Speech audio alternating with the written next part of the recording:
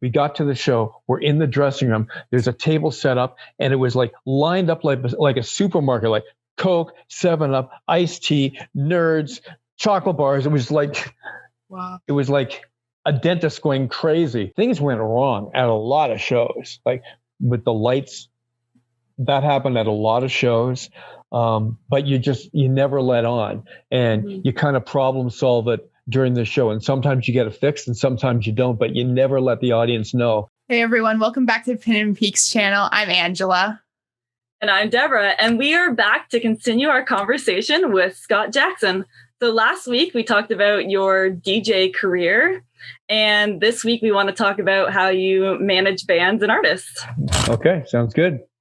So the first question is, how many bands have you managed? 7. Wow. And what was it that made you want to do that? I was in Kingston as an evening DJ. It was my first on-air job. And one of my friends was the drummer in a band. And he said, can we get together for a meeting? And I said, okay. And he said, yeah, we'd like you to manage us. And I said, oh, okay. What do I do? And he said, I don't know, get us gigs. And I said, okay. So I went to a band rehearsal just to hear them play. And they played one of my favorite songs, and they played it like note perfect, and it blew me away. Then I went on the air that night, and that night I couldn't think of anything else other than this band. I want to manage this band. It's going to be great. They were a top 40 band, part-time band in Kingston. Their name was Little Sister, and that was the first band. Cool. So I know of 4 bands that you've managed. I have Anthem for Today, All Rescue Children, Luke Langman, and Tom Rowe. Yeah. So if anyone wants to check them out, they're really cool bands. Well, let me mention the other 2. The first one was Little Sister. Mm-hmm. They were together 8 months, I guess, and then 2 of the guys left. The second band was called Stagger, and it was also a top 40 band with a girl lead singer. It was like a rock band. The third band was heavy metal glamour rock band, and these guys were like Motley Crue or Poison. They dressed in spandex. They had like lots of hairspray. This would have been like 1984, and they were the real deal. They lived the life. It wasn't just like in the studio or for a gig. Like they actually went shopping dressed like this, and but there wasn't many places for a metal band to play. Like we were playing some schools and a lot of bars, but actually not many bars, because bars want bands that play dance music, not metal music. So there wasn't many places to play, and so I just kind of got off because there wasn't enough work. But those guys, they were called Anna Black, and they moved to LA.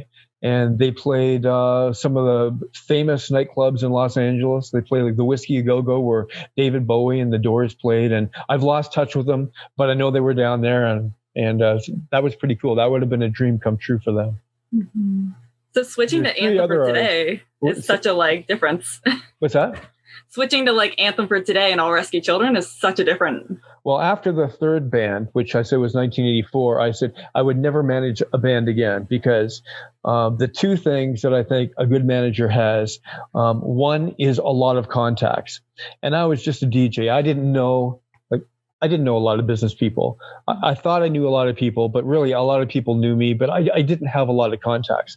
And the second reason is, if you're a manager, you have to have money or access to money. And again, like I was working in radio, I didn't have any money. And you have to invest in the band. You have to be able to buy them the things that they need. And I couldn't do that. So I said, I'm never going to manage a band again unless it's my own kids. If my own kids want to form a band, then you do anything for your kids. But otherwise, I'm not going to do it again. And that went until 2013 and 2012. And then Anthem for Today approached me, and we started rolling again. We kind of had 2 questions. What makes a good show and what makes a bad show? What makes a good show? For me, like as a manager? Yeah. A good show is a good promoter. Somebody who is enthusiastic about doing shows. They want to put on a show. And you'd think that all promoters want to put on a show, but they don't. I had a youth pastor call me, and he said, yeah, we'd like to book the band. We're going to have a youth event in the backyard at somebody's house. And I said, okay, that sounds great. And he says, is there anything I have to do? Well, you promote it. You need to feed the band. We need electricity. We need a stage of some kind. Like, you have to prepare for a band. He said, like, I just don't want to put a lot of work into it. So if you don't want to put a lot of work into it, then forget it. You have to be willing to promote the band, look after the band, and like be a host. Like, if you're inviting somebody over to your house and it's a special guest, then you probably cook a nice dinner for them, and you probably have like a great evening planned. And if they're staying overnight, you probably give them like a really nice guest room. You treat them with honor because they're a guest in your house. So, I mean, I look for the same thing in a promoter when I'm bringing a band to them. I want them to look after my band and like treat them well. And we want to be a good experience so that the band will put on a good show. If you don't treat the band well, then, I mean, they try to put on a good show, but in the back of your mind, it's like, well, like the dinner was like cold and the stage is like falling apart. Actually, that happened once, but actually that happened twice. So I remember you telling me when you're going around with Anthem for Today, there was like a show where like everything was going wrong. Like, I think like the lights stopped working and like just like everything stopped working, and then like Pip came up to give his testimony and it like just turned the whole thing around. Oh, that so like one. When it comes to a show itself, like what do you can kind of consider good and bad like in a show itself? Like, because that one looked like it was going to be bad, and then it ended up being a really good night. So, well, the things that like you would think make a good show is like the band playing all your favorite songs, and the band playing an encore, and the sound is really good, and they come and meet you after the show. Like, those are things that you would probably consider to be a good show. But for the band and for me, I want to make sure that the band has a good meal before that they eat. I mentioned the promoter, like a good stage, just people looking after. So when you get to a school or you get to the stage and you don't know where things are, like where's the dressing room, where's the washroom, and you want somebody who's there that can answer all of your questions. And that doesn't always happen. Some of them are they just want to put on an event. Like, we did one show for a youth group, and after I met the promoter and we went in, the youth pastor, she never talked to me again the entire night. Like, we felt so out of touch and alone, and the band did a good show, but usually like we really connect with the promoter when they provide a dinner. Like, we sit down with them, we eat with them, we talk to them, and they ask us questions, and we ask them about their lives and stuff, and we kind of get to know them. A lot of the promoters with Anthem for Today, I would like email them, and I'm still friends with probably half of them. I still talk to them on Facebook. The band, Anthem for Today, they wouldn't even know the names of the promoters, but I'm the one dealing with them, and they become friends. And it's been like 5 years since I've been with the band. I still talk to some of those promoters. Yeah. And I guess you also want to keep that relationship so that, you can go back to them in the future if you had a good experience. Yeah. Yeah, that's right. You mentioned the Pip testimony one and things going wrong. Things went wrong at a lot of shows, like with the lights. That happened at a lot of shows, but you never let on, and you kind of problem solve it during the show. And sometimes you get it fixed, and sometimes you don't. But you never let the audience know. We did so this show that you were mentioning. There were problems during the show. I can't remember them all right now. I remember where we were, and then Pip went up to give his testimony, and it's usually about cutting because he was a cutter. And so he had, fairly well rehearsed in his head. And he went up and he didn't talk about cutting. He talked about anxiety.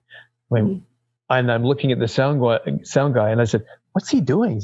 I don't know. What's he doing? I don't know. What's going on? And the band's going like, what's going on? And then the promoter came up to me and he said, this is great. He said, what's going to happen next? And I said, I have no idea what's going to happen next. Because usually like there's a set list and you have the same songs, you play them in the same order and you do the same thing. But like not at that show, that was really different. Yeah, every year we would like have a new show. So we would have a whole new set list. You keep playing the most popular songs, but you change a few of the other songs. And we went from like the first year, and then I changed the show. Like together, we all changed the show. We had a new set list, and we got to Pip's solo, and the band would leave, and Pip would just sit there with an acoustic guitar, and he would play a song. Well, in the new show, we changed the song. It was a different song, And so Pip would come out to play it, and he would play the old song. He'd forget that it's a different song, even though it's on the set list, like right on the floor. But he was just sort of so used to going into this other song. And so he'd play the old song. So I'd say to him, "Hey, man, what's going on?" He said, "I know. I got up there. I started to play the song, and I'm playing the wrong song. What do I do? Should I stop?" So he just played it anyway. The audience didn't know. So we got to one show, and we were in Timmins. And I said to this kid, when Pip comes out to sing the song, hold up a sign, because the new song we were playing is called Me and Jesus. So I made a sign that said Me and Jesus. So Pip comes out and he says, "All right, I'm going to play a song for you now." And the kid holds up the sign, Me and Jesus. And Pip was just laughing because he was almost going to play the wrong song. And the kid in the audience had a sign. That's cool. That was pretty funny. Yeah. So just like a little reminder, be like, no, do this one. Yeah. But it came from the audience, which was crazy. Yeah. Well, at air raids, we would be booking larger bands, like bands bigger than Anthem for Today. So we would get their rider, and their contract rider might be like 10 pages long. And this one band, I think it was Group One Crew. I'm not positive. I think it was. And it said Monday chicken, Tuesday turkey, Wednesday roast beef, Thursday. And they had like a different menu for each day. And I thought, what's going on? And then at the bottom it said no lasagna. And I went, okay, so we're booking them at Saturday. So I guess they're getting ham and salad. Okay, that's cool. So we did that. And then I asked him, no lasagna, what's going on? And he said, because the go-to dinner for every promoter is like, what are we going to give the band? Oh, I'll just make some lasagna because it's really easy. Everybody likes lasagna. You just like throw it in the oven. So the band's playing, and if they're playing like 5 shows that week, guess what they get? Lasagna every single day because it's easy. So now they say no lasagna, turkey or ham or chicken or whatever. So I thought that's a really good idea. Now Anthem for Today was only playing like 1 or 2 shows a week. So it wasn't that we didn't have that problem, and we did get lasagna. But I would say to the promoter, it'd be nice to have a salad or vegetables and some meat, maybe a pie or something for dinner. And almost every time they would work really hard to provide a really good meal. And it's nice because if you're traveling, some of our shows we travel like 5, 6, 7. Timmins was like 8 hours. So you're going to McDonald's on the way up. You don't want to have like a hamburger or a hot dog for dinner. You want to have like a nice dinner. Yeah. So I would put in the contract, I want a nice dinner. And I would call them the week before and I'd say, okay, what's the menu? And they'd have to tell me the menu and then I'd approve it. So you mentioned a rider contract. So for those who don't know what that is, what is a rider contract? The contract is just the name of the band. Where are you playing? What's the date? What's the time? How much money? Like just the basic stuff. The rider is more specific. Okay, the band needs a PA system that's this size. The band needs a stage that are these dimensions. The band wants a dressing room. The band wants a shower. The band wants 5 towels or whatever it is that the band wants. And you list off the specific things that you want. Okay. Did you ever have anything crazy in your riders just for the fun of it? No, we weren't really big enough, and I worked with so many promoters that weren't very good at promoting that they probably didn't want to joke. But I worked with one promoter, and he said, "What kind of what stuff do they want in the dressing room?" And I said, "Well, Coke would be nice."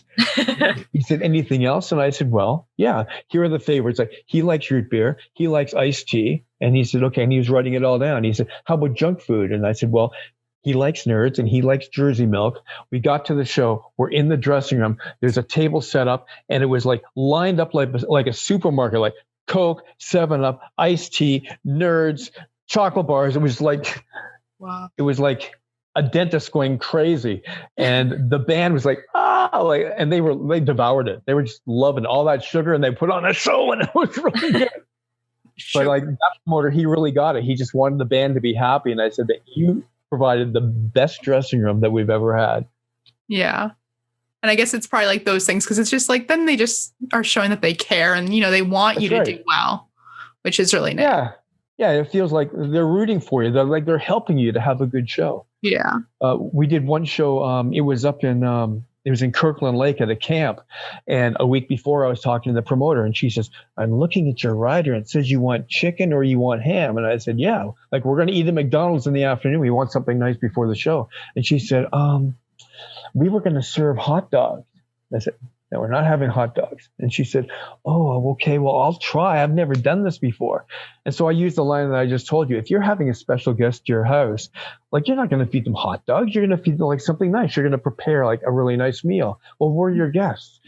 So, okay, so we got to the show, and she says, we're serving in 5 minutes. Can you bring the band in? So I brought the band into the big the meeting hall where the campers were going to eat. We went in before the campers, and she says, okay, here's the food. And she had ham and roast beef and chicken. She had like 4 salads, and she said, the refrigerator is like over there. You guys can just walk in. Like it was a walk-in refrigerator, and it was like lined up with all kinds of food and drinks. And I said, look, you were worried about it, and look what you did. Like you're just blowing us away. And they were boys. Like the boys will eat anything.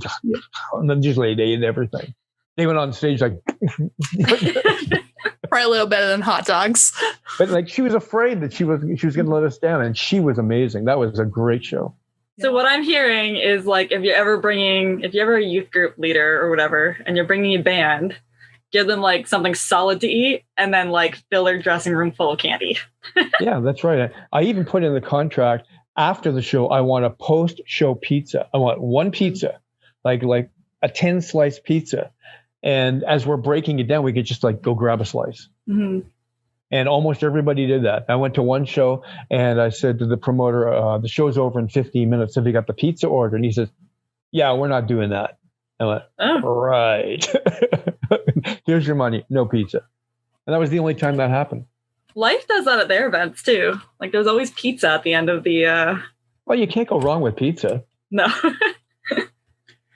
So could you walk us through when you were with these bands, like what would be a typical day if, let's say, you had a 2 or 3 hour drive road trip to wherever you're playing? What would that day look like? We always arrived at 2:30. Okay. It took an hour and a half to set up.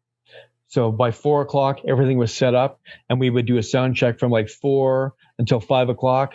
And then from 5 to 6 o'clock, it would be quiet time. Or if there were problems, like with the lights, then it gave us like an extra hour to try to figure out what was wrong. And about half the time we needed that extra hour to troubleshoot because like with a band, there's a lot of equipment. There's room for things to go wrong.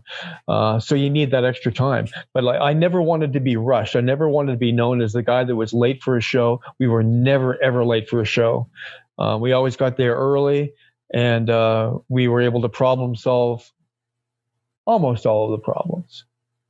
Yeah. So we would go on stage at like 6 o'clock, or sometimes there was an opening band for us. So they go on at like 6 or 7. We go on at 8 o'clock. Sometimes we were the opening band as well. Okay. And then the end of the day was a lot of like packing back up and. Yeah, we would have that thing. It took like an hour and a half to 2 hours to set up. We'd have that thing packed up in like 45 minutes, and then we'd be out of there. So you have written a book about your experience with Anthem for today, and it's called Herding Kittens. Yeah. So do you want to just like tell us a little bit about your book? Yeah, it's called Herding Kittens. Not like herding, like we're not hurting anybody. It's like with cattle, how you herd them all together. And it was the manager of another band that gave me the name. And he said, when you're working with these young guys, they're like 20 years old, and it's like, it's showtime, guys. Let's go. We're going to the show. Follow me. I'll take you to the stage. And I'm, guys, where are you? And they're like, sauntering along. And they're talking. Guys, come on, let's go. It's like trying to herd kittens. So that's why I named the book called Herding Kittens. And it's just my journey with the band. It's not like a tell-all. There's like nothing bad in it at all. It's all fun stories, crazy things that happened. I wrote it because I want to remember this great time in my life, so that when I'm like 80 years old and I can't remember anything, I can look at this book and say, wow, yeah, this was a really, really good time. I never had intended to publish it, but then some people wanted to read it, so I made some copies. Yeah. So you're working on a book now. So what's the book you're working on now about? It's called There's Never Nothing Going On, and it's mostly about leadership. It's almost all written, but I'm kind of going through the editing stage, and I'm reconsidering, like, oh, do I want to do this? Maybe I'm kind of doing this with it. I'm not exactly sure where it's going. So I may change the focus a little bit. Yeah. Well, anyways, if you do want to check out Herdingkins, it's going to be linked down below if you want to support this and read the stories, because I'm sure that there's funny stories in there too, right? Oh, yeah. So, but anyways, I do want to say thanks for joining us. And if you missed part 1, if you didn't get a chance to see that, it's going to be linked down below. You should go watch that, because if you want to hear all about his radio career, that's what we talked about. So you can go listen to that. And we'll be back for part 3, 4, and 5 next week. All of them. All of them. Got lots to talk about. So make sure you like and subscribe to this video. And we're trying to put one out every 2 weeks on Saturdays. So stay tuned for the next video.